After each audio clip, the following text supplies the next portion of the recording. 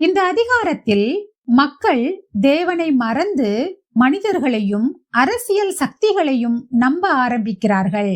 மனிதர்களுக்கு பயப்படாமல் கடவுள் மீது முழு நம்பிக்கையை வையுங்கள் என்று தேவன் அவர்களுக்கு அறிவுறுத்துகிறார். அதே போல கடவுளை நம்புகிறவர்களுக்கு அவர் ஒரு பாதுகாப்பான புகலிடமாக இருப்பார். ஆனால் அவரை விட்டு விலகுகிறவர்களுக்கு இடரல் கல்லாக, அதாவது வீழ்ச்சியாக இருப்பார் என்றும் சொல்லப்படுகிறது.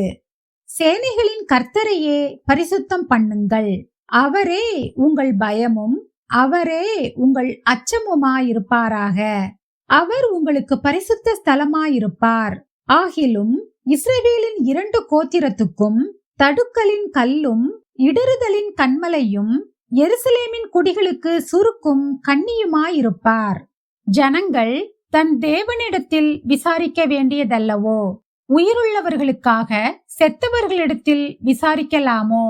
வேதத்தையும் சாட்சி ஆகமத்தையும் கவனிக்க வேண்டும். இந்த வார்த்தையின்படியே சொல்லாவிட்டால் அவர்களுக்கு விடியற்காலத்து வெளிச்சம் இல்லை. நான் யாரை நம்புகிறேன்? தேவனையா அல்லது மனிதர்களையா?